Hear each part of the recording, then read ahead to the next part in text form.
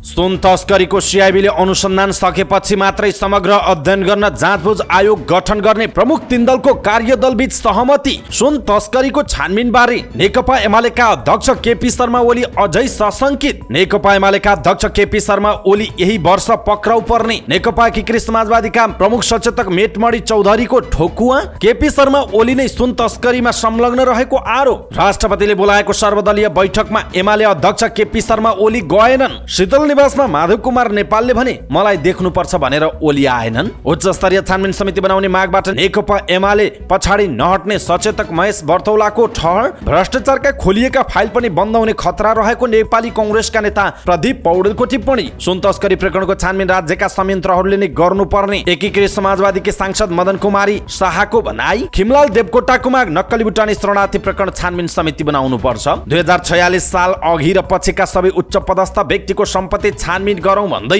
नेपाली कांग्रेसका राष्ट्रिय सभा सदस्य प्रकाश पन्थको प्रस्ताव। प्रतिपक्षले सुनियोजित रूपमा संसद बैठक अवरुद्ध गरेको माओवादी केन्द्रका सांसद सुरेश कुमार आलेको भनाई। सत्ता पक्षले ध्यान नदिँदा संसद बैठक अझै सुचारू हुन नसकेको राष्ट्रिय सभामा एमालेका संसदीय दलका नेता देवेन्द्र दाहालको आरोप। सर्वदलीय बैठक सकिए पछाडि सिंहदरबारमा प्रधानमन्त्री प्रचण्ड गृहमन्त्री नारायण काजी श्रेष्ठसँग नेपाली कांग्रेसका सभापति शेरबहादुर देउबाको गोप्य छलफल। सिंहदरबारमा प्रधानमन्त्री र गृहमन्त्रीसँग देउबाले छुट्टै छलफल गरेर के भने यसको विषयमा पुरै जानकारी आजको समाचारमा हेर्नुहोस्। शीर्ष नेताहरूको बैठकको साक्षी बस्नु भनेकै बदनाम हुनु मात्रै हो। अब आगामी दिनमा छलफलमा आउँदिन उनीहरूले नै टुङ्ग्याउँछन् भन्दै राष्ट्रिय स्वतन्त्र पार्टीका सभापति रवि लामिछानेको टिप्पणी। रवि लामिछाने नेतृत्वको राष्ट्रिय स्वतन्त्र पार्टी सामाजिक सञ्जालमा मात्रै सीमित रहेको कांग्रेसका नेता मीन बहादुर विश्वकर्माको आरोप। एमसीसी कार्यान्वयनमा लगी अमेरिका विरुद्ध प्रतिरोध संघर्ष गर्ने नेपाल कम्युनिस्ट पार्टीका महासचिव विप्लवको चेतावनी।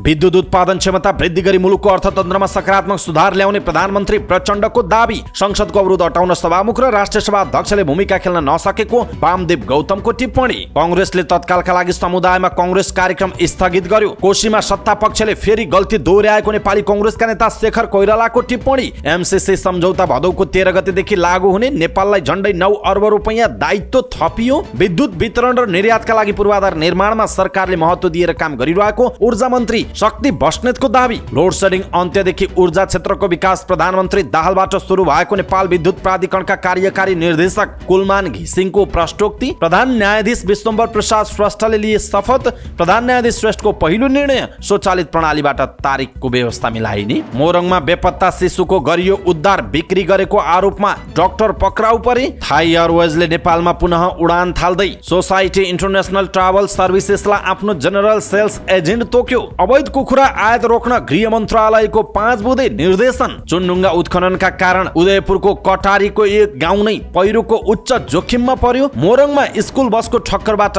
एक बालकको मृत्यु। पढ्ने इच्छा शक्तिलाई रोकेन उमेरले। 90 वर्षको उमेरमा कक्षा 1 मा भर्ना भएर नियमित स्कुल जाने आउने गर्छन् दाङको तुलसीपुरका प्रेम बहादुर डाँगी। गण्डकीमा गुरुङ मगर र थारू भाषालाई कामकाजको भाषा बनाउन माग। अनुगमन टोली आएको सुइँको पाएपछि भागे कालीमाटी र बल्खुका प्याज व्यापारी। शेयर बजार 17.5 अङ्कले बढ्यो। 1 अर्ब 33 करोड रुपैयाँको शेयर कारोबार। कम्बोडियाको नयाँ प्रधानमन्त्रीमा हुनमानेट 51 सदस्यीय मन्त्री परिषद विस्तार। लिबियाले 486 जना अवैध प्रवासीहरूलाई आफ्नै मुलुकमा पठायो। 4 देशीय महिला क्रिकेट सिरिजमा हङकङमाथि नेपालको शानदार जित। भारत र पाकिस्तान विरुद्ध नेपाली टिमले राम्रो क्रिकेट खेल्ने नेपाली राष्ट्रिय क्रिकेट टोलीका कप्तान रोहित कुमार पौडेलको विश्वास। दक्षिण एसिया ब्याडमिन्टनमा नेपाल 2 रजतमा नै सीमित। डुरान्ड कपमा त्रिभुवन आर्मी अन्तिम खेलमा पनि पराजित। र समाचार पार्टी हेल्थ टिप्स अन्तर्गत आज हामी थाइराइड के हो, थाइराइड बारे हाम्रो समाजमा रहेका भ्रम र सत्यहरू के छन् यसको विषयमा जानकारी दिनेछौँ।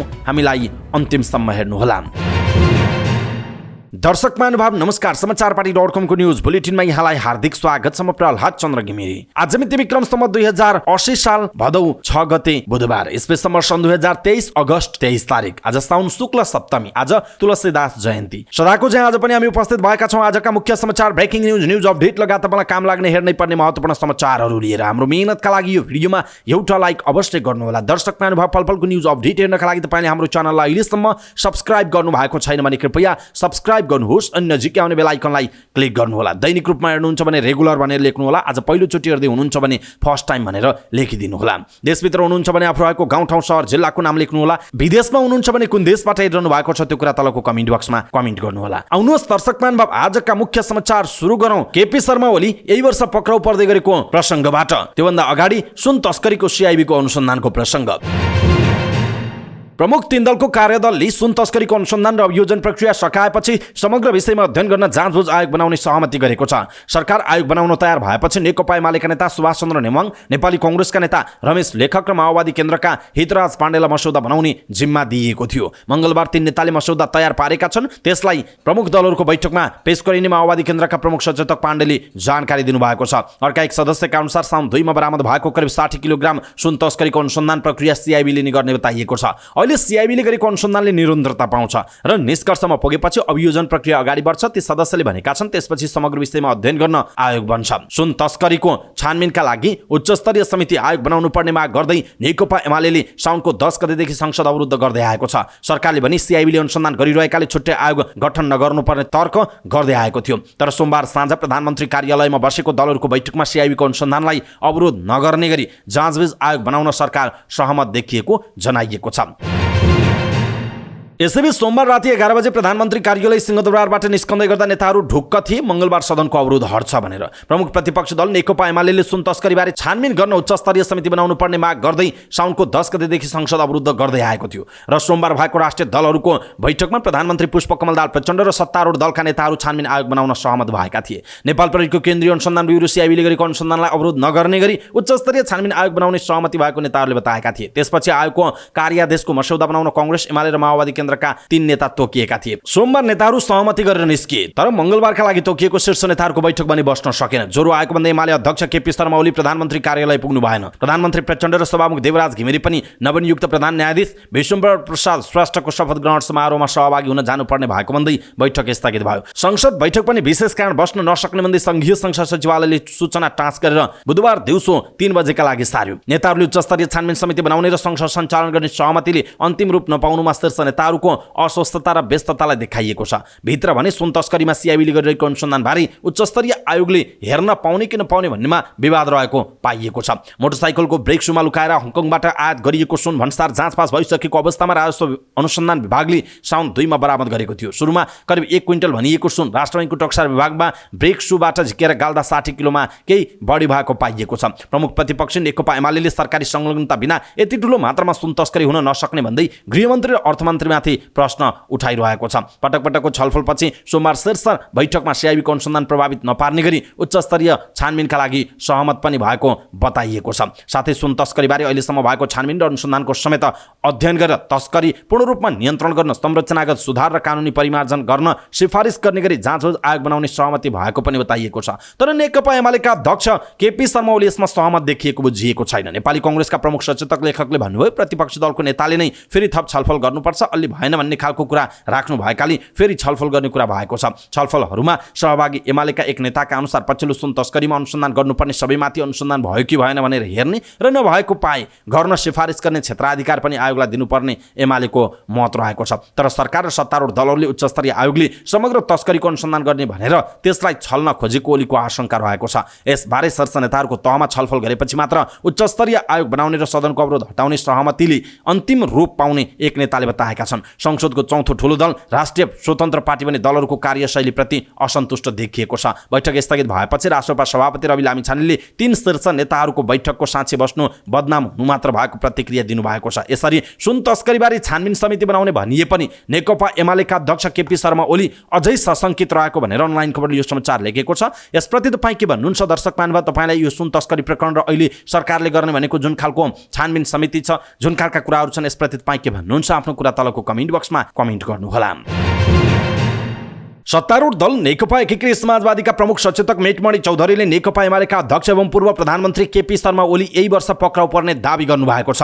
संसद भवन बाहिर सञ्चारकर्मीहरूसँग कुराकानी गर्दै उहाँले यस्तो दाबी गर्नुभयो। उहाँले अध्यक्ष ओली सुन तस्करीमा पनि संलग्न रहेको आरोप लगाउनुभयो। उहाँले सबै काण्डहरूमा अग्रपङ्क्तिमा केपी ओलीको नाम आए पनि किन पक्राउ नपरेको भनेर गृहमन्त्री नारायण काजी श्रेष्ठले आफूले प्रश्न गरेको बताउनुभयो। उहाँले पक्राउ पर्ने डरले अध्यक्ष ओलीले संसद अवरोध गरिरहेको आरोप लगाउनुभयो। मैले राष्ट्रपति निवासमा गृहमन्त्रीसँग भने सारा दुनियाँले विश्वभरका मानिसले नेपालको होइन यो सुन काण्डमा केपी ओलीको नाम आइसकेको छ, केपी ओली जोडिसकेको छ, लगायतका जति काण्ड छन् सबै काण्डमा केपी ओली एक नम्बरमा छन्। हामीले गृहमन्त्रीलाई किन पक्राउ परेका छैनन् भनेर सोधिरहेका छौँ। केपी ओली चाँडै पक्राउ पर्दैछन्, त्यसकै डरले केपी ओलीले संसद अवरोध गर्ने बखेडा झिकिरहेका छौँ। यही वर्षमा यही उमेरमा केपी ओलीलाई समाज छ, मैले जे बोल्छु त्यो हुन्छ, त्यो नै राजनीतिक कोर्स अगाडि बढ्छ उहाँको भनाइरहेको छ। प्रमुख सचेतक चौधरीले आफूले जे बोल्यो त्यो हुने र आफूले बोले अनुसार नै राजनीतिक कोर्स अगाडि बढ्ने ठोकुवा समेत गर्नुभएको छ। दर्शक महानुभाव, मेटमणि चौधरीले भने जस्तो केपी ओली यही वर्ष पक्राउ पर्दै गरेको जुन कुरा उनले ठोकुवा गरेका छन् यसप्रति तपाईँ के भन्नुहुन्छ? कृपया कम्तीमा एउटा कमेन्ट तलको कमेन्ट बक्समा कमेन्ट गर्नुहोला। यसैबीच राष्ट्रपति रामचन्द्र पौडेलले बोलाएको सर्वपक्षीय बैठकमा प्रमुख प्रतिपक्ष दल नेकपा एमाले उपस्थित नहुनुलाई नेकपा एकीकृत समाजवादीका अध्यक्ष माधव नेपाल आफ्नो पार्टीसँग जोड्नु भएको छ। मंगलबार बिहानका लागि राष्ट्रपति पौडेलले बोलाएको सर्वदलीय बैठकमा एमालेका नेताहरू उपस्थित भएनन्। बैठकमा सहभागी एक नेताका अनुसार एकीकृत समाजवादीका अध्यक्ष माधव नेपालले राष्ट्रपतिका कारण नभई आफ्नो कारणले नेकपा एमालेका अध्यक्ष केपी शर्मा ओली बैठकमा नआएको भन्दै व्यङ्ग्य समेत गर्नुभएको छ। नेपालले राष्ट्रपतिसँग भन्नुभयो, केपी ओली नआएको तपाईको कारण होइन, मलाई देख्नुपर्छ भनेर हो। राष्ट्रपतिले पदीय भूमिकाभन्दा बाहिर गएर सक्रियता देखाएकाले बैठकमा अनुपस्थित भएको एमाले स्पष्टीकरण दिएको छ। दर्शक महानुभाव, शीतल निवासमा माधव नेपालले भने मलाई देख्नुपर्छ भनेर ओली आएनन्। दर्शक महानुभाव, खास गरी नेताहरूबीच यस्तो व्यक्तिगत खालको इगोहरू भएको कुरा पनि व्यङ्ग्यात्मक रूपमा बैठकहरूमा भइरहेका कुराहरू पनि आइरहेका छन्। यसप्रति तपाईँ के भन्नुहुन्छ? आफ्नो कुरा तलको कमेन्ट बक्समा कमेन्ट गर्नुहोला। प्रमुख प्रतिपक्ष दल नेकपा एमालेका सचेतक महेश बर्तौलाले सुन तस्करी प्रकरणको निष्पक्ष अनुसन्धान गर्न उच्चस्तरीय छानबिन समितिको मागबाट नेकपा एमाले पछाडि नहट्ने बताउनु भएको छ। संसद भवन बाहिर सञ्चारकर्मीहरूसँग कुराकानी गर्दै उहाँले यस्तो बताउनुभयो, उहाँले सरकारले चाहेको भए संसद अवरोध खोल्न सक्ने भए पनि प्रधानमन्त्री पुष्पकमल दाहाल प्रचण्डको कार्यव्यस्तताका कारण संसद खोल्न नसकेको बताउनुभयो। उहाँले सरकार उच्चस्तरीय छानबिन समिति बनाउनका लागि बनिरहेको माहौल बिगार्न लागेको आरोप लगाउनुभयो। सरकारले तस्करहरूको संरक्षण गरिरहेको उहाँको भनाइ छ। सचेतक बर्तौलाले सरकारले गलत बाटोतर्फ राष्ट्रपतिलाई परिचालित गर्दै गइरहेको आरोप समेत लगाउनु भएको छ। नेपाली कांग्रेसका नेता प्रदीप पौडेलले भ्रष्टाचार सम्बन्धी खोलिएको फाइल पनि बन्द हुने अवस्था रहेको बताउनु भएको छ। नेकपा माओवादी केन्द्रका नेता भ्रष्टाचार प्रकरणमा मुछिएको देखिन थालेपछि अनुसन्धान भइरहेका फाइल बन्द गर्ने रोक्ने खतरा रहेको उहाँले बताउनुभयो। सुरुमा प्रधानमन्त्रीको भनाइमा पत्यार लाग्थ्यो, अहिले आफ्ना मान्छे पर्न थालेपछि अब नयाँ खोलिने त सम्भावना छैन, पुराना खोलिएका पनि बन्द हुने खतरा छ, पौडेलले भन्नुभएको छ। चितवनको रत्ननगर नगरको पार्टी समिति सम्मेलनमा बोल्ने क्रममा प्रधानमन्त्री पुष्पकमल दाहाल प्रचण्ड र गृहमन्त्रीको व्यवहारप्रति उहाँले असन्तुष्टि जनाउनु भयो। फाइल खोलेपछि आफ्ना नपर्ने अरूको मात्रै पर्ने भन्ने हुँदैन, आफ्ना पर्न थालेपछि भ्रष्टाचारको अनुसन्धानको यात्रा अड्किएको देखियो, पौडेलले भन्नुभएको छ। वर्तमान सरकारले नागरिकको पक्षमा अरू केही कार्य नगरेको उहाँले बताउनुभयो। भ्रष्टाचारका अलिअलि फाइल खोल्न खोजेको छ, पौडेलले भन्नुभयो। फाइल खोलेर प्रधानमन्त्री जस लिन खोज्नुहुन्छ, हामी पछाडि बसेर अँध्यारो भइरहेका छौँ, उहाँको भनाइ छ। प्रधानमन्त्री प्रचण्ड आफ्नो बलले नभई कांग्रेसको शक्तिले पदमा पुगेको हेक्का राख्न पनि उहाँले सुझाव दिनुभयो। नेकपा एकीकृत समाजवादीकी सांसद मदन कुमारी शाहले सुन तस्करी प्रकरणको छानबिन राज्यका संयन्त्रहरूले नै गर्नुपर्ने बताउनुभयो। राष्ट्रिय सभाको बैठकमा बोल्दै सांसद शाहले सुन तस्करी प्रकरणको छानबिन राज्यका निकायहरूले नै गर्नुपर्ने आवश्यकता उल्याउनु भएको हो। उहाँले सिआइबीलाई छानबिन गर्न दिइनु ठिक भएको बताउनुभयो। उहाँले राज्यका संयन्त्र र संरचनालाई विश्वसनीय, जिम्मेवार र बलियो बनाउनु सबैको दायित्व रहेको उल्लेख गर्नुभयो। उहाँले सरकारी संयन्त्रहरूलाई विश्वास गर्नुपर्ने बताउनुभयो। उहाँले हरेक अपराधहरूको अनुसन्धान आयोगबाट नै गर्ने हो भने राज्यका सम्बन्धित संयन्त्रहरूको कुनै काम नहुने बताउनु भएको छ। उहाँले अपराध संविधानले बनाएका संरचना र संयन्त्रहरूलाई परिचालित गर्नुपर्ने बताउनुभयो र तिनलाई बलियो बनाउनु पर्ने उहाँको भनाइरहेको छ। राष्ट्रिय सभाका सांसद खिमलाल देवकोटाले नक्कली भुटानी शरणार्थी प्रकरणको छानबिनका लागि पनि समिति गठन गर्नुपर्ने माग गर्नुभएको छ। सुन तस्करीभन्दा ठूलो लज्जाको विषय बनेको नक्कली भुटानी शरणार्थी प्रकरणको छानबिन बारी सरकार र राजनैतिक दलहरू किन चुपचाप रहेको पनि उहाँले प्रश्न समेत गर्नुभयो। राष्ट्रिय सभाको बैठकमा बोल्दै सांसद देवकोटाले सुन तस्करी वा अन्य छानबिन समिति बनाउँदा संसदीय छानबिन समिति नै बनाउन उपयुक्त हुने तर्क समेत गर्नुभयो। संसद जनताको विश्वास योग्य र भरोसा योग्य थलो भएकाले कुनै पनि प्रकारको छानबिन गर्नका लागि संसदीय समिति नै बनाउनु पर्ने सांसद देवकोटाको भनाइरहेको छ। नेपाली कांग्रेसका राष्ट्रिय सभा सदस्य प्रकाश पन्थले 2046 सालभन्दा अघि र पछिका सबै उच्च पदस्थ व्यक्तिहरूको सम्पत्ति छानबिन गर्न माग गर्नुभएको छ। राष्ट्रिय सभाको बैठकमा बोल्दै उहाँले अहिलेसम्मका सबै उच्च पदस्थ व्यक्ति, कर्मचारी, पदाधिकारी, जनप्रतिनिधि, सांसद, मन्त्री, प्रधानमन्त्री सबैको सम्पत्ति छानबिन गर्नुपर्ने बताउनुभयो। उहाँले संविधान र व्यवस्था ठिक छैन भन्ने भाष्यका साथ 2046 साल पछिका व्यक्तिहरूको सम्पत्ति छानबिन गर्ने माग गरिएको भन्दै उहाँले 2046 सालभन्दा अगाडिका पनि सबैको सम्पत्ति छानबिन हुनुपर्ने बताउनुभयो। उहाँले संविधान र व्यवस्था ठिक छैन भन्ने भाष्य अन्त्य गर्नका लागि पनि सबैको सम्पत्ति छानबिन गर्नु आवश्यक रहेको बताउनुभयो। उहाँले 2046 साल अघिको व्यक्ति र व्यवस्था ठिक नभएर नै परिवर्तन गर्नु परेको उल्लेख गर्दै त्यस अघिका पनि सबैको छानबिन हुनुपर्ने उहाँले माग गर्नुभएको छ। नेकपा माओवादी केन्द्रका सांसद सुरेश कुमार आली मगरले संसदलाई जनताको समस्यामा केन्द्रित हुन नदिन प्रतिपक्षले सुनियोजित रूपमा संसद बैठक अवरोध गरेको बताउनु भएको छ। राष्ट्रिय सभाको बैठकमा बोल्दै सांसद मगरले प्रतिपक्षले संसद बैठक नियत बस र सुनियोजित रूपमा गरिरहेको बताउनु भयो। उहाँले संसदलाई जनताको समस्यामा केन्द्रित हुन नदिन र ऐन कानुनहरू निर्माण गर्न नदिनका लागि संसद बैठक अवरोध गरिएको बताउनु भयो। उहाँले प्रमुख प्रतिपक्ष दलले सत्तापक्ष हुँदा पनि संसद विघटन गरेको र प्रतिपक्ष हुँदा पनि ससानो कुरामा बखेडा झिकेर बैठक चल्न नदिएको बताउनु भयो। प्रतिपक्षको अवरोधका कारण संसद आफ्नो अधिकार र कर्तव्यबाट विमुख हुनु परेको उहाँको भनाइरहेको छ। उहाँले संसद बैठक सुचारू गर्न सबैको ध्यान जानुपर्ने बताउनु भएको छ।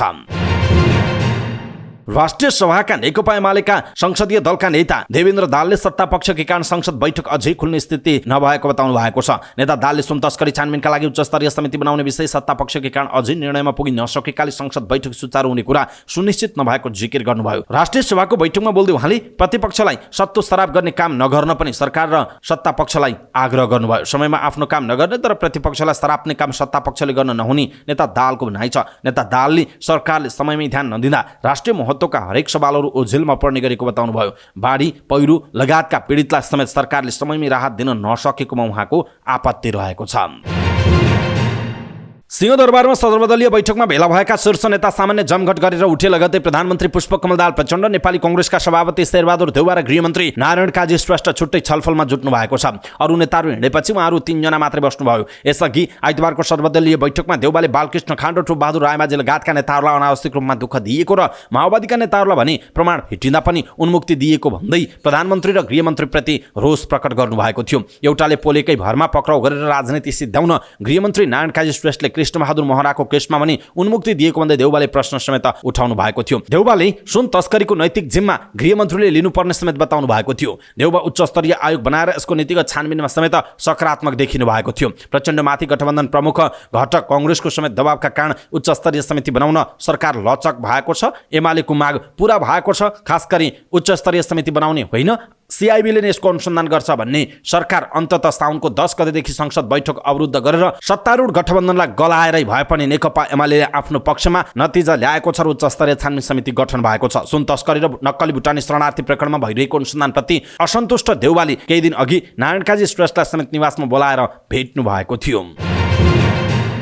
राष्ट्रिय स्वतन्त्र पार्टीका सभापति रवि लामिछानेले शीर्ष नेताहरूको बैठकको साक्षी बस्नु भनेकै बदनाम हुनु मात्रै भएको बताउनु भएको छ। सर्वदलीय बैठकपछि उहाँले अब अरू बैठकमा आफूहरू नजाने सङ्केत गर्नु भएको छ। उहाँले भन्नुभयो, शीर्ष नेताहरूको बैठकको साक्षी बस्नु भनेकै बदनाम हुनु हो, यसको खासै अर्थ हुँदैन। सम्भवतः अब हामी उहाँहरूलाई नै टोङ्ग्याउन दिन्छौँ। यो सामान्य कुरालाई पनि लम्ब्याउन मलाई यो साक्षी बस्नुको कुनै अर्थ छैन। हामी कसरी अगाडि बढ्ने भन्ने बारे छलफल गर्छौँ, उहाँको भनाइ छ। समितिको विषयलाई टुङ्ग्याएर संसद चलाउने तयारी रहेको थियो, तर प्रधान न्यायाधीशको शपथ र नेकपा एमालेका अध्यक्ष ओलीको स्वास्थ्य अवस्थालाई देखाएर बैठक सारेपछि उहाँले असन्तुष्टि व्यक्त गर्नुभएको हो। नेपाली कांग्रेसका नेता मीनबहादुर विश्वकर्माले रवि लामिछाने नेतृत्वको राष्ट्रिय स्वतन्त्र पार्टी रासोपा सामाजिक सञ्जालमा मात्रै सीमित रहेको दावी गर्नुभएको छ। पार्टी केन्द्रीय कार्यालयमा आयोजित पत्रकार सम्मेलनमा बोल्दै उहाँले यस्तो टिप्पणी गर्नुभएको हो। पार्टीको सूचना सञ्चार तथा प्रचार विभाग प्रमुख समेत रहनुभएका नेता विश्वकर्माले नेपाली कांग्रेस समाजमा जन्मिएको तर राष्ट्रिय स्वतन्त्र पार्टी भने सामाजिक सञ्जालबाट जन्मिएको जिकिर समेत गर्नुभयो। समाजमा जन्मिएको पार्टी भएको हुनाले नेपाली कांग्रेसले जनसेवाको कामलाई निरन्तर अगाडि बढाएको उहाँले बताउनु भएको छ। नेता विश्वकर्माले नेपाली कांग्रेस प्रचारमा नभई जनताको सेवामा काममा केन्द्रित भइरहेको बताउनु भयो। त्यस अवसरमा नेता विश्वकर्माले कांग्रेसलाई घिउ र रासोपालाई घिउको वासनासँग तुलना समेत गर्नुभएको छ। उहाँले जनताको बीचमा गएर काम गरेको हुनाले नै अहिले पनि कांग्रेस मुलुकको सबैभन्दा ठूलो दल बन्न सफल भएको उहाँले बताउनु भएको छ। दर्शक महानुभाव, राष्ट्रिय स्वतन्त्र पार्टी सामाजिक सञ्जालमा मात्रै सीमित छ भन्ने नेपाली कांग्रेसका नेता मीनबहादुर विश्वकर्माको यो भनाइप्रति तपाईँ के भन्नुहुन्छ? कृपया कम्तीमा एउटा कमेन्ट तलको कमेन्ट बक्समा कमेन्ट गर्नुहोला। विप्लव नेतृत्वको नेपाल कम्युनिस्ट पार्टीले अमेरिकी परियोजना मिलेनियम च्यालेन्ज कर्पोरेसन एमसीसी कार्यान्वयनमा लगी अमेरिका विरुद्ध प्रतिरोध सङ्घर्ष गर्ने चेतावनी दिएको छ। नेकपाले एमसीसी र सरकारबीच कार्यान्वयन गर्ने सहमति पत्रमा हस्ताक्षर गर्न लागेको भन्दै यस्तो स्थितिमा एमसीसीलाई कार्यान्वयनमा लैजाने विषय सम्पूर्ण रूपले अस्वीकार्य एवं असह्य रहेको उल्लेख गरेको छ। प्रेस विज्ञप्ति जारी गर्दै नेकपाले एमसीसी अमेरिकी साम्राज्यवादी शासक गुटका विरुद्ध सम्पूर्ण रूपले प्रतिरोध सङ्घर्षमा उत्रने चेतावनी दिएको हो। अमेरिकाले सहयोग गर्न चाहन्छ भने ऊ निशर्त नेपाल सरकार मातहत आउनुपर्छ, तर ऊ त्यसरी नआएर नेपाललाई आफ्नो सैन्य अखडा बनाउने घोषित उद्देश्यसहित आइरहेको नेकपाको ठहर रहेको छ। नेकपाले एक हप्ते सङ्घर्षका कार्यक्रमहरू सार्वजनिक गरेको छ। नेकपाले भदौ 6 गते देशव्यापी रूपमा वालिङ गर्ने, 7 गते एमसीसीको पुतला दहन गर्ने, 8 गते एमसीसीको प्रमुख खड्गबहादुर विष्टुको पुतला दहन गर्ने, 9 गते गाउँ गाउँमा जागरण प्रचार गर्ने, 10 गते देशव्यापी जनप्रदर्शन गर्ने, 11 गते काठमाडौँमा एमसीसी बारे अन्तर्क्रिया कार्यक्रम गर्ने, 12 गते नुवाकोट र तनहुँमा एमसीसी बारे अन्तर्क्रियाको कार्यक्रम आयोजना गर्ने पनि जनाइएको छ। प्रधानमन्त्री पुष्पकमल दाहाल प्रचण्डले विद्युत उत्पादन क्षमता वृद्धि गरेर मुलुकको अर्थतन्त्रमा सकारात्मक सुधार ल्याउने गरी काम भइरहेको बताउनु भएको छ। भरतपुर सब स्टेसन र हेटौँडा भरतपुर बर्दघाट प्रसारण लाइन उद्घाटन समारोहलाई सम्बोधन गर्दै प्रधानमन्त्री दाहालले यस्तो बताउनु भएको हो। उहाँले मुलुकको जलविद्युत उत्पादन क्षमता अनुसार विद्युत उत्पादन गरी बढी भएको विद्युत व्यापारको माध्यमबाट मुलुकलाई आत्मनिर्भर अर्थतन्त्रमा लैजान सकिने बताउनु भयो। उहाँले उत्पादन भएको विद्युतलाई मुलुकभित्रै खपत गरी बढी भएको विद्युत विदेश निर्यात गर्न सके नेपालको अर्थतन्त्रमा पनि गुणात्मक सुधार हुने दाबी गर्नुभयो। उहाँले अन्तर्देशीय विद्युत व्यापार वृद्धि गर्न सके मात्रै विद्युत उत्पादन गर्ने क्षमता पनि बलियो बन्न सक्ने उल्लेख गर्नुभयो। उहाँले सरकारले बनाउँदै गएका अन्तर्देशीय प्रसारण लाइनहरू पूर्व, मध्य, पश्चिम सबैतिर भन्दा आवश्यक परेको बेला खरिद गर्न र धेरै भएको बेलामा विद्युत निर्यात गर्ने काम भइरहेको बताउनु भयो। उहाँले सरकारले ठूलो गेम चेन्जर जलविद्युत आयोजनाहरू विस्तार गर्न लागिरहेको पनि बताउनु भएको छ। राष्ट्रिय सभा सदस्य एवं पूर्व गृहमन्त्री वामदेव गौतमले संसदको अवरोध हटाउन सभामुख र राष्ट्रिय सभाका अध्यक्षले भूमिका खेल्न नसकेको बताउनुभयो। राष्ट्रिय सभाको बैठकमा बोल्दै राष्ट्रिय सभा सदस्य गौतमले संसदमा भइरहेको अवरोध हटाउनका लागि सभामुख र राष्ट्रिय सभा अध्यक्षले भूमिका खेल्न नसकेको बताउनु भएको हो। उहाँले संसदमा भइरहेको अवरोध हटाउने जिम्मेवारी सम्बन्धित सदनको अध्यक्षको हुने बताउनुभयो। उहाँले संसदको अवरोध हटाउन सरकार सहयोगी हुने भए पनि सरकारले गरेन भन्ने गरिएको बताउनु भयो। उहाँले कसैलाई मन लाग्दैमा जस्तोसुकै बेल्ने गरिएको र संसद अवरोध गर्ने गरिएको भन्दै संविधान निर्माण गर्ने र नीति कार्यक्रम पास गर्ने थलो यस्तै हुन्छ भनेर प्रश्न गर्नुभयो। उहाँले जनताको बहुदलीय जनवादलाई आफ्नो मार्गदर्शकीय सिद्धान्त मान्नेहरूले संसद अवरोध गरिरहेको उल्लेख गर्दै जनताको बहुदलीय जनवादको सिद्धान्तले यही भन्छ भनेर प्रश्न पनि गर्नुभएको छ। उहाँले शून्य समय र विशेष समयमा बोल्ने कुरालाई बैठकको कार्यसूचीमा उल्लेख नगर्ने गरेको प्रति असन्तुष्टि जनाउँदै यसलाई पनि बैठकको कार्यसूचीमा उल्लेख गर्नुपर्ने बताउनु भएको छ। सत्तारूढ प्रमुख घटक नेपाली कांग्रेसले समुदायमा कांग्रेस कार्यक्रम तत्कालका लागि स्थगित गरेको छ। पार्टी केन्द्रीय कार्यालय स्थानीयमा पत्रकार सम्मेलन गरी पार्टीको सूचना सञ्चार तथा प्रचार विभागले हालै सम्पन्न केन्द्रीय कार्य समितिले भाद्र 10 देखि 24 गतेसम्मका लागि तय गरेको सो कार्यक्रम स्थगित गर्ने निर्णय गरिएको बताएको छ। अविरल वर्षा, बाढी, पहिरो, डेङ्गु तथा आँखा पाक्ने रोगबाट व्यक्ति र समुदाय नै गम्भीर रूपमा प्रभावित भएकाले उनीहरूको सेवामा जुट्न पार्टी सङ्गठनहरूलाई आह्वान गर्दै अर्को निर्णय नभएसम्मका लागि सो कार्यक्रम स्थगन गर्ने निष्कर्षमा पुगिएको पार्टीका सूचना सञ्चार तथा प्रचार विभाग प्रमुख मीन बहादुर विश्वकर्माले जानकारी दिनुभयो। नेपाली कांग्रेसले साउनको 20 गतेदेखि 30 गतेसम्म सञ्चालन गरिएको पार्टीको विशेष आन्तरिक अभियान पनि सफलतापूर्वक सम्पन्न भएको उल्लेख गर्दै त्यस अभियानमा संलग्न पार्टी नेता कार्यकर्तालाई उहाँले आभार व्यक्त गर्नुभएको छ। पार्टीको सूचना सञ्चार तथा प्रचार विभाग प्रमुख विश्वकर्माले सो अभियानले पार्टीको संगठनलाई चुस्त दुरुस्त बनाउन पनि महत्त्वपूर्ण कार्य गरेको बताउनु भएको छ। नेपाली कांग्रेसका नेता डाक्टर शेखर कोइरालाले कोशी प्रदेशमा सत्तापक्षले गल्ती दोहोर्याएको बताउनु भएको छ। विराटनगर विमानस्थलमा पत्रकारहरूसँग कुराकानी गर्दै डाक्टर कोइरालाले अदालतले सच्याएको निर्णयलाई सत्तापक्षले अटेरी गरेको बताउनु भयो। सभाध्यक्षलाई संसदमा मतदान गर्न लगाउनु गलत भएको उहाँको भनाइरहेको छ। प्रदेश सरकारले न्यायालयको सम्मान नगरेको हो भन्ने प्रश्नमा उहाँले भन्नुभयो, अदालतले जुन निर्णय गरेको थियो अस्ति त्यो निर्णय सही निर्णय थियो। फेरि हामीले दोहोर्यायौँ सत्ताका लागि, फेरि अदालतले के निर्णय गर्छ हेरौँ, उहाँको भनाइ छ। सोमबार कोशी प्रदेशका मुख्यमन्त्री उद्धव थापाले सभाध्यक्ष इस्राइल मन्सुरीलाई पनि मतदान गराएर विश्वासको मत लिनु भएको थियो। पार्टी र सत्ताको राजनीति फरक हुने बताउँदै उहाँले सत्ताको राजनीति गलत हुँदा अदालतले सच्याउने बताउनु भयो। राज्य सत्ता कमजोर भएपछि न्यायालय सक्रिय हुनु स्वाभाविक हुने पनि उहाँको भनाइरहेको छ।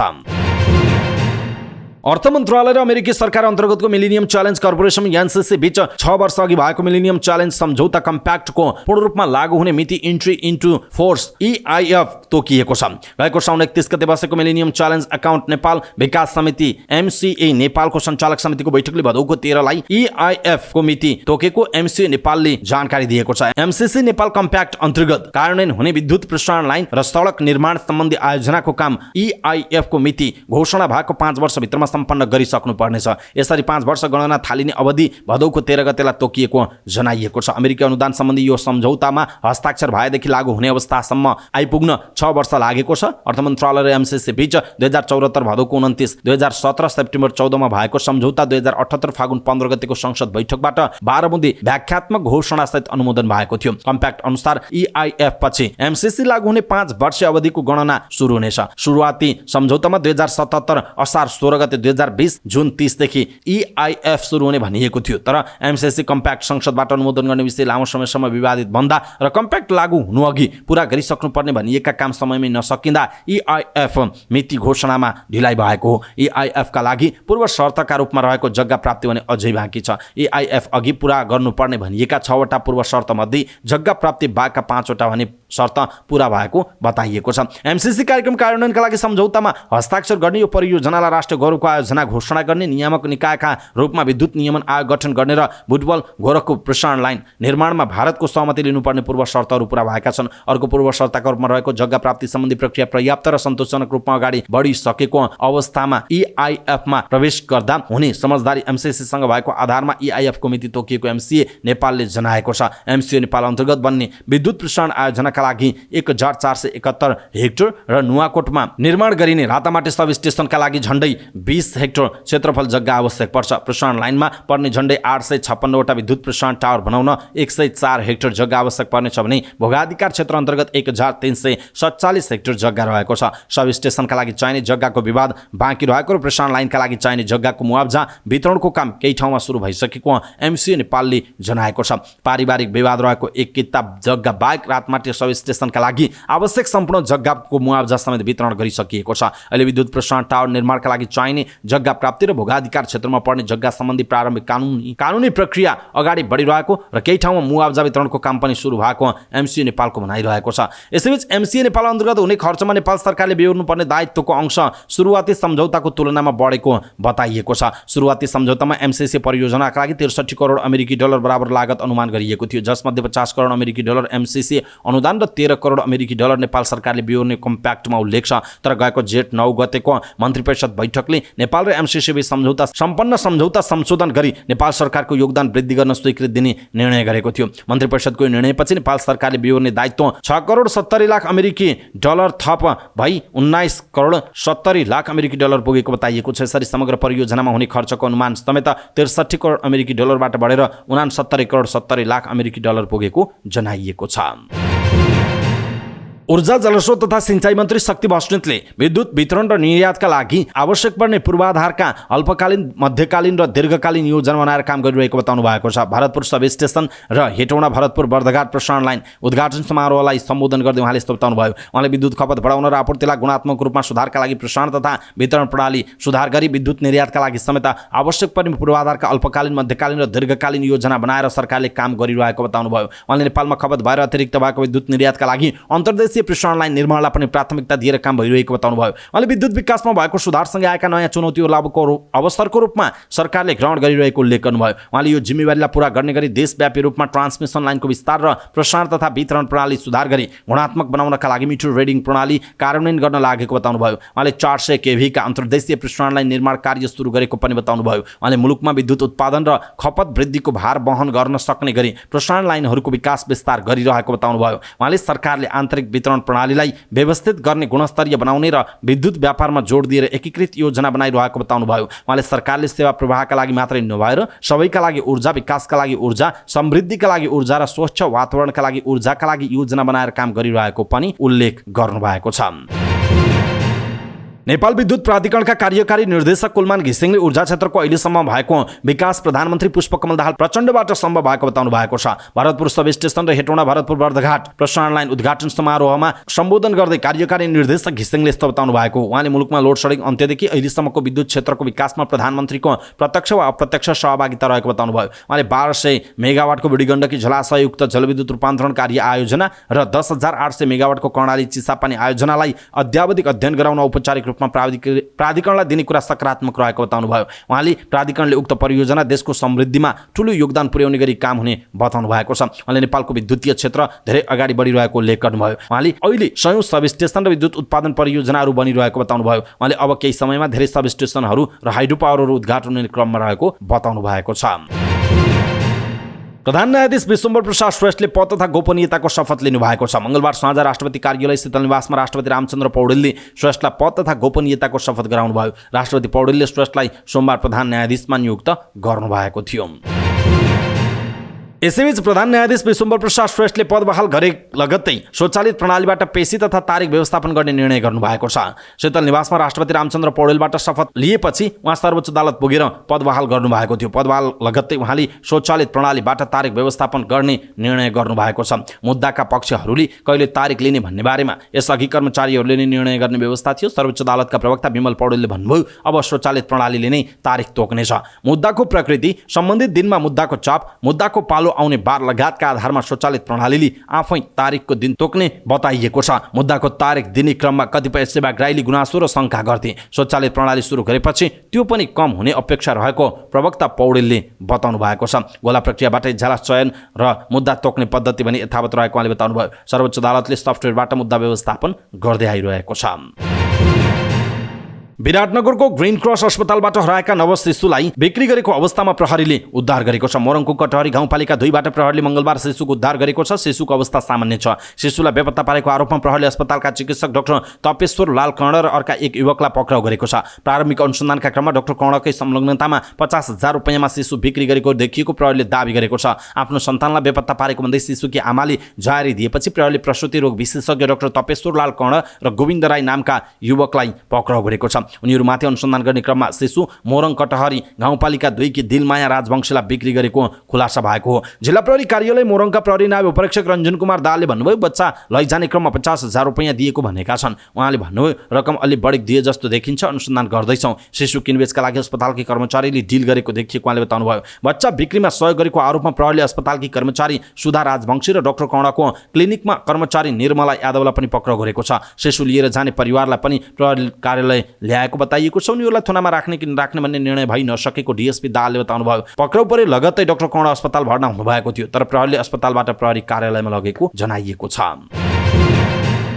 थाइल्यान्डको राष्ट्रिय ध्वजावाहक थाई एयरवेज इन्टरनेसनलले नेपालमा पुनः उडान थाल्ने भएको छ। भूकम्पपछि उडान बन्द गरेको यो कम्पनीले आगामी नोभेम्बरदेखि नेपाल उडान पुनः सुचारू गर्ने जनाएको छ। थाई एयरवेजले सोसाइटी इन्टरनेसनल ट्राभल सर्भिसेसलाई आफ्नो जनरल सेल्स एजेन्ट जीएसए समेत नियुक्त गरेको छ। उक्त नियुक्ति अगस्त 1, 2023बाट लागू भएको कम्पनीले जनाएको छ। सम्झौता अनुसार सोसाइटी इन्टरनेसनल ट्राभल सर्भिसले थाई एयरवेज इन्टरनेसनलका लागि सम्पूर्ण ग्राहक र एजेन्ट सपोर्ट सेवा सहित चौतर्फी सेल्स, मार्केटिङ र विमानस्थल स्थित सेवा उपलब्ध गराउने जनाइएको छ। अब थाई एयरवेज इन्टरनेसनलले विश्वव्यापी कोभिड-19 महामारीका कारण अप्रिल 2020 देखि रोकिएको काठमाडौँका लागि उडान पुनः सुचारू गर्ने बताइएको छ। सन् 1968 को डिसेम्बरमा नेपालका लागि पहिलो उडान सञ्चालन गरेको थाई एयरवेजले नेपाली उड्डयन इतिहासमा लामो समय उडान गरेको छ। थाई एयरवेज इन्टरनेसनलका चिफ कमर्सियल अफिसर कोराकोट चट्टाङ सिंघाली थाई एयरवेज इन्टरनेसनलको काठमाडौँ उडान पुनः सञ्चालनमा आउनु सुखद भएको बताएका छन्।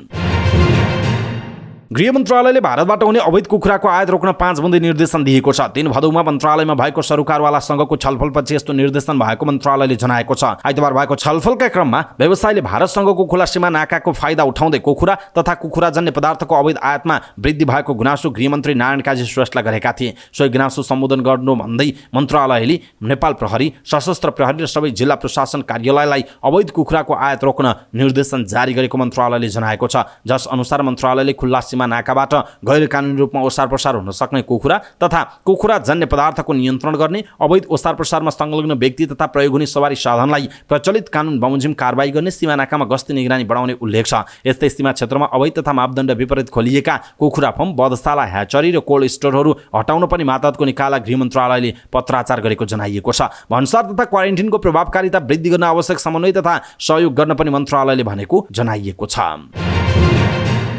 उदयपुरको कटारी नगरपालिका 8मा रहेको टाँटरी गाउँ पहिरोको उच्च जोखिममा परेको छ। भिरालु पहाडमा रहेको बस्तीको माथिल्लो भेगबाट चुनढुङ्गा उत्खनन हुने गरेपछि टाँटरीका 25 घर परिवार पहिरोको उच्च जोखिममा परेको बताइएको छ। सिरा स्थित सौर्य सिमेन्टका लागि चुनढुङ्गा उत्खनन गर्ने खानीसँगै जोडिएको खानीको तल्लो भेगमा पर्ने मगर समुदायको बस्ती रहेको गाउँ पहिरोको उच्च जोखिममा परेको बताइएको छ। माथि खनेको ढुङ्गा समेत गाउँमा झर्ने गर्छ, कति बेला कसको ज्यान जान्छ भन्न सकिँदैन। टाँटरीका स्थानीय नरबहादुर मगर भन्नुहुन्छ, वर्षा 6 गाउँ माथिको टापुमा स्काभेटरले खनेको खनै छ, निदाउन सकिँदैन उहाँको भनाइरहेको छ। गाउँमाथि उत्खनन क्षेत्रमा आधा दर्जन एक्सकाभेटरले नियमित ब्रेकर चलाउँदा भिरालु ठाउँमा रहेको बस्ती हल्लिने गरेको स्थानीय सेब्री मगरले बताउनुभयो। कति बेला पहिरोले लैजाने हो कि ढुङ्गा झरेर मार्ने हो थाहा छैन। उहाँले भन्नुभयो हाम्रो जग्गा किनिदिए पनि गाउँ छोडेर हिँड्न हुन्थ्यो उहाँको भनाइरहेको छ। 5 वर्ष अघिदेखि उक्त क्षेत्रमा सिराको मिर्चैया स्थित सौर्य सिमेन्टले खानी उत्खनन सुरु गरेको। खानी उत्खननका समयमा उक्त बस्ती पनि हटाउने कुरा भए पनि उद्योगले उक्त कार्य नगर्दा बस्ती जोखिममा परेको स्थानीयवासी बताउँछन्। उत्खननपछि खानी तथा भूगर्भ विभागको अनुगमनले पनि उक्त बस्ती हटाउनु पर्ने सुझाव दिए पनि उद्योगले व्यवस्था गरेको स्थानीय सूर्य लामाले बताउनु भएको छ।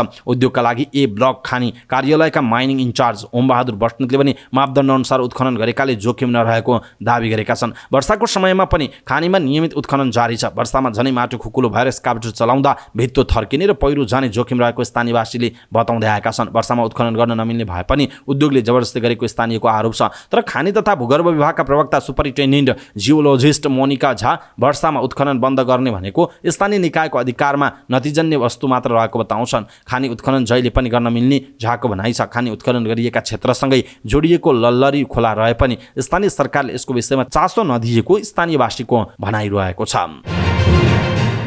मोरङमा स्कुल बसको ठक्करबाट एक बालकको ज्यान गएको छ। विराटनगरको सेन्ट मेरिज बोर्डिङ स्कुलको ग 160-18 नम्बरको बसले साइकलमा यात्रा गरिरहेका बालकलाई बुढीगङ्गा गाउँपालिका 1 मिलनचोक स्थित भित्री सडक खण्डमा ठक्कर दिएको थियो। ठक्करबाट खोटाङघर भई बुढीगङ्गा 1 मा बस्दै आएका प्रदीप परियारका 12 वर्षीय छोरा सन्देशको ज्यान गएको मोरङ प्रहरीका प्रवक्ता डीएसपी रञ्जन कुमार दाहालले जानकारी दिनुभयो। ठक्करबाट गम्भीर घाइते भएका बालकलाई उपचारका लागि विराट शिक्षण अस्पताल लगिएको थियो। चिकित्सकले उनलाई मृत घोषित गरेको प्रहरीले जनाएको छ। स्कुल बस र चालक विराटनगर महानगर पालिका वडा नम्बर 4 बस्ने 40 वर्षीय देवानन्द राजवंशीलाई नियन्त्रणमा लिएर घटनाको अनुसन्धान सुरु गरिएको डीएसपी दाहालले बताउनुभयो। पिट्युमा झोला एकात्म लट्ठी अनि हिँडाइमा रफ्तार हुन्छ। तुलसीपुर 1 भमकी निवासी 90 वर्षीय प्रेम बहादुर डाँगीको उमेरमा पढ्न नपाए पनि उनमा पढाइको भोक मरेन र अहिले उनी दैनिक विद्यालय जान्छन्। कुनै समय घर व्यवहारमा व्यस्त हुने डाँगी हिजो आज विद्यालयका बालबालिकासँग बित्छ। उनले पनाती समेत देखिसकेका छन्। तिनै पनाती जस्ता उमेरका विद्यार्थीसँग उनी कक्षा 1 मा पढ्न थालेका छन्। चालु शैक्षिक सत्रदेखि उनले कक्षा 1 को पढाइ सुरु गरेका हुन्। सोही वडाको वीरेन्द्र मावि भ्यूडहर सुनपुरमा उनी पढ्न थालेका छन्। उनी पढ्नकै लागि भमकीबाट 1 घण्टा पैदल हिँडेर भ्यूडहर सुनपुरसम्म पुग्ने गरेको जनाइएको छ। सानोमा पढ्न पाइन, गाउँमा पनि आफूसँग गफगाफ गर्ने साथी पनि भेटिएनन्। उनले भने बुढेसकालमा भए पनि केही कुरा सिकौँ भनेर स्कुल पढ्न आएको हुँ। घरमा पनि उनी नातिहरूसँग बस्दै आएका छन्। उनकी श्रीमतीको 2032 सालमा निधन भयो। त्यसपछि उनी एकल रूपमा घरमा बस्दै आएका थिए। उनको जेठो छोराको पनि निधन भएपछि अहिले नातिसँग बस्दै आएका छन्। नाति आफ्नो काममा व्यस्त हुने भएकाले घरमा एक्लै बस्नुभन्दा विद्यालय जान थालेको उनले बताएका छन्। उनले आफू बाँच्दासम्म पढिरहने बताएका छन्। उनी पढ्नमा त्यति कमजोर छैनन्। कक्षा शिक्षक राजेन्द्र कुमार शर्माका अनुसार कक्षा 1 को किताब अभ्यास पुस्तिका जस्तै हुने भएकाले किताबमा भने अनुसार लेख्न सक्ने भएको उनले बताएका छन्। उनी जस्तो उमेरमा व्यक्ति विद्यालयमा पढ्न आउनुले समाजमा पढाइको महत्त्व झल्काएको विद्यालयका प्रधानाध्यापक टोप बहादुर घरतीले बताउनु भएको छ। दर्शक महानुभाव, 90 वर्षको उमेरमा कक्षा 1 मा भर्ना भएर दैनिक रूपमा 1 घण्टा हिँडेर स्कुल आउजाउ गर्ने र अझै सके जति पढ्छु भन्ने 90 वर्षीय बुवा प्रेम बहादुर डाँगीको यो जुन खालको इच्छा शक्ति छ, यसप्रति तपाईँ के भन्नुहुन्छ? कृपया एउटा कमेन्ट तलको कमेन्ट बक्समा कमेन्ट गर्नुहोला।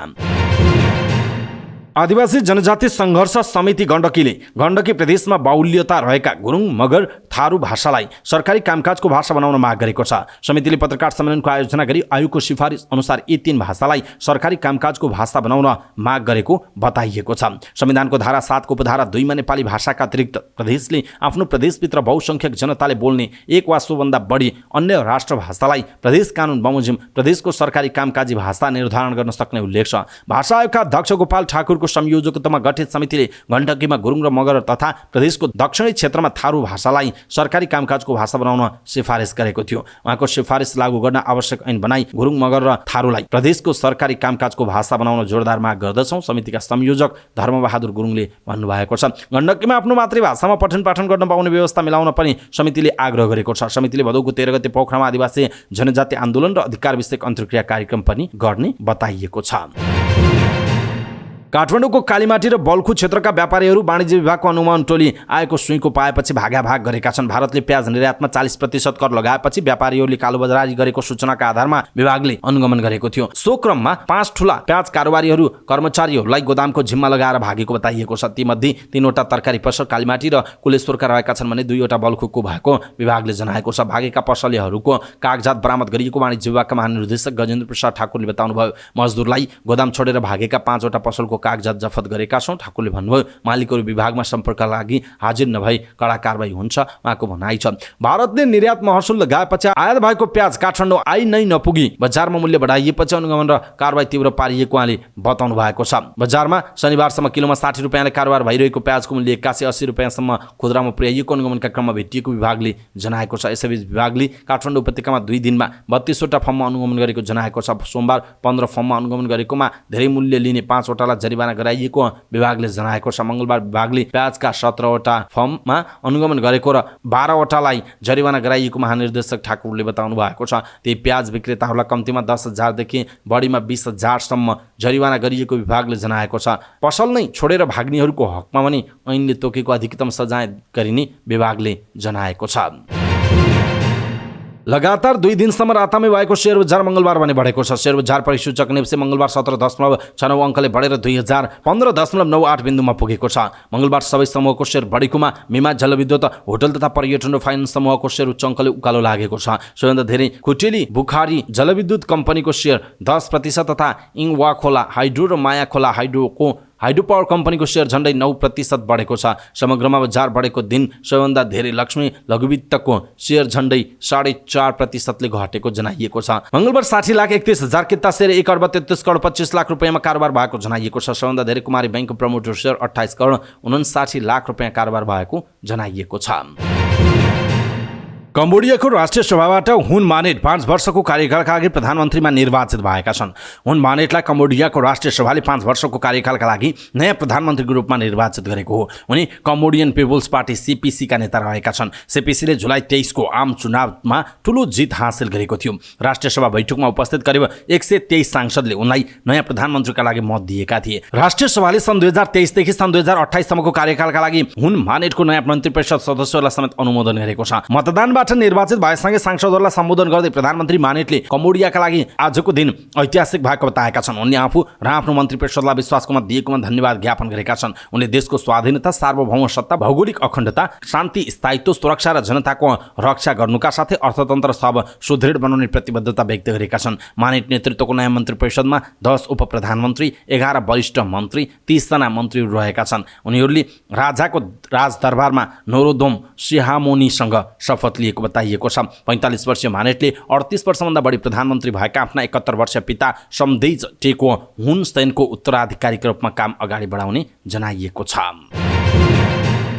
लिबियाका आन्तरिक मन्त्री इमाद अल तारावेल्सीले 486 जना अवैध प्रवासीहरूलाई उनीहरूकै देशमा पठाएको बताएका छन्। घोषणापछि आयोजित पत्रकार सम्मेलनमा मन्त्रीले त्यसमध्ये 294 जना नागरिक मिश्रका रहेको बताएका छन्। उनले निर्वासित नागरिकमा ट्युनिसियाली अधिकारीद्वारा निष्कासित भइसकेपछि हालै ट्युनिसियामा फँसेका मानिसहरू सामेल रहेको बताएका छन्। आन्तरिक मामिला मन्त्रालयले मानव तस्करहरूलाई पक्राउ गर्न र उनीहरूलाई कानुनी प्रक्रियाबाट अगाडि बढाउन सुरक्षा विस्तारको योजना अगाडि सारेको छ र यसलाई भविष्यमा झनै तीव्र बनाउने आन्तरिक मन्त्रीले जानकारी दिएका छन्।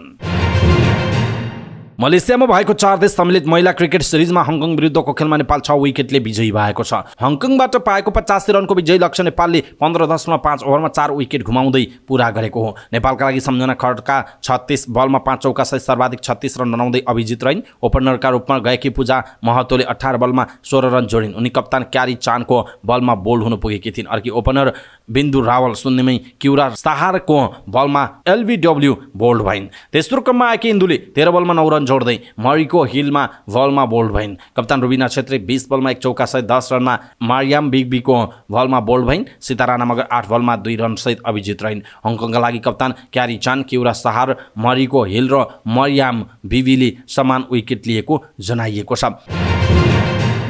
भारत र पाकिस्तानको समूहमा रहेर एसिया कप खेल्न लागेको नेपाली राष्ट्रिय क्रिकेट टोलीका कप्तान रोहित कुमार पौडेलले 2 अनुभवी राष्ट्र विरुद्ध राम्रो क्रिकेट खेल्ने विश्वास व्यक्त गरेका छन्। एसिया कपको यात्रा सुरु हुनु अगाडि काठमाडौँमा भएको पत्रकार सम्मेलनको अवसरमा नेपाली क्रिकेट टोलीका कप्तान रोहितले 2 अनुभवी राष्ट्र भारत र पाकिस्तान विरुद्ध राम्रो क्रिकेट खेल्ने विश्वास व्यक्त गरेका हुन्। आगामी अगस्त 30 मा पाकिस्तान विरुद्ध खेल्दै नेपालले एसिया कपमा डेब्यू पनि गर्नेछ।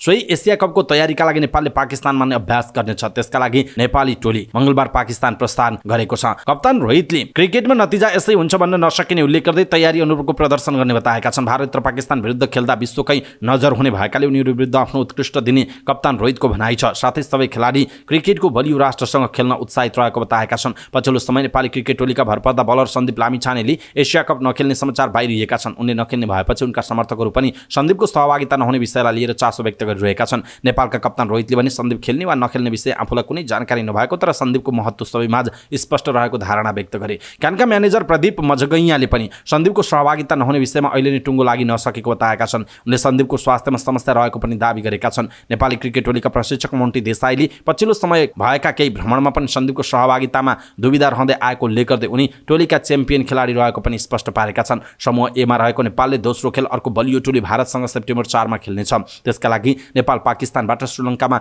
यो खेल खेल्न जानेछ। बलियो भारत विरुद्धको खेलका लागि पनि नेपाली टोली तयार रहेको कप्तान पौडेल र प्रशिक्षक देसाईको धारणा छ। नेपाली क्रिकेट टोलीका कप्तान रोहितले विश्वकप छनौटमा वेस्ट इन्डिज टेस्ट राष्ट्रसँग खेलेकाले त्यहाँबाट धेरै कुराहरू सिकेको र त्यो भारत र पाकिस्तानसँगको खेलमा लागू गर्ने विश्वास व्यक्त गरे। नेपालले एसिया कपका लागि लामो समयदेखि तयारी गरिरहेको छ। वैदेशिक प्रशिक्षकसँगै घरेलु मैदानमा पनि नेपालले तयारी गरिरहेको थियो। नेपाली क्रिकेट टोलीका प्रशिक्षक देसाईले भारत र पाकिस्तान अनुभवी राष्ट्र भए पनि उनीहरू विरुद्ध अन्तिम समयसम्म चुनौती प्रस्तुत गर्ने विश्वास व्यक्त गरेका छन्। पछिल्लो 5-6 महिना यता जित्ने मानसिकताका साथ प्रशिक्षण गराइरहेको प्रशिक्षक देसाईको विश्वास छ। नेपालले एसिया कप खेल्न जाने नेपाली राष्ट्रिय टोली नेपालका राष्ट्रपति रामचन्द्र पौडेलबाट विदाई भएको क्यानले जनाएको छ। एसिया कप अगाडि नेपाली टोलीले कराँचीमा अभ्यास खेल खेल्नेछ। नेपाली टोलीले आगामी भदौ 9 गतेसम्म त्यहाँ प्रशिक्षण र स्थानीय टोलीसँग अभ्यास खेल खेल्ने जनाइएको छ। रोहितको कप्तानीमा रहेको टोलीमा कुशल भुर्तेल, दिपेन्द्र सिंह ऐरे, आसिफ शेख विकेट किपर, कुशल मल्ल, आरिफ शेख, गुलशन झा, करण केसी, किशोर महतो, श्याम ढकाल, मौसम, प्रतीश जीसी, सन्दीप लामिछाने, ललित नारायण राजवंशी, सोमपाल कामी, अर्जुन साउद, भीम सार्की र सन्दीप जोरा छन्। यद्यपि सन्दीपको सहभागिताबारे भने अहिलेसम्म टुङ्गो लाग्न सकेको छैन।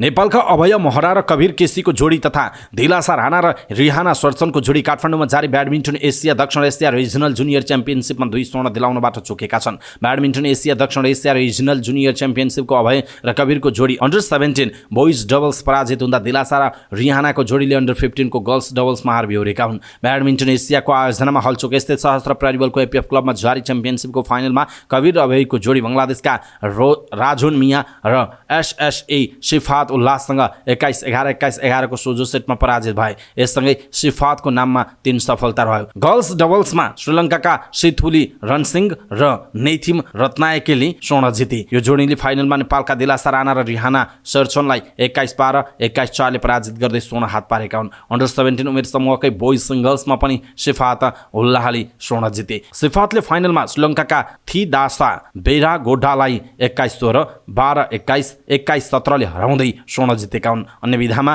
श्रीलङ्कन खेलाडी हावी भए। गर्ल्स सिंगल्समा श्रीलङ्काकी रनिथमा लियाङ्गे आफ्नै देशका रनुमी मनागेलाई फाइनलमा 21-6, 21-8 ले हराउँदै स्वर्ण जितिन्। गर्ल्स डबल्समा पनि रनिथमाले रनुमी मनागेसँग मिलेर श्रीलङ्कालाई अर्को स्वर्ण जिताएको बताइएको छ। यो जोडीले फाइनलमा मालदिप्सका एशत जोया हुसैन र मोहम्मद शरीफ सैबाको जोडीलाई 21-6, 21-6 को समान अन्तरमा हराए। मिक्समा श्रीलङ्काका थिदासा बेरागोडा र रनिथमा लियाङ्गेको जोडीले स्वर्ण जित्यो। यससँगै रनिथमाको नाममा 3 स्वर्ण रह्यो। यो जोडीले फाइनलमा आफ्नै देशका हिरुका अलुथ पतवेदाङ्गे र रनुमी मनाङ्गेको जोडीलाई 21-14, 21-16 ले हराएको जनाइएको छ। अन्डर 15 गर्ल्स सिंगलमा श्रीलङ्काकी नेथामी रत्नायकेले स्वर्ण जितिन्। उनले फाइनलमा श्रीलङ्काकै सिथुली रणसिंघालाई 21-13, 21-10 ले हराएको जनाइएको छ।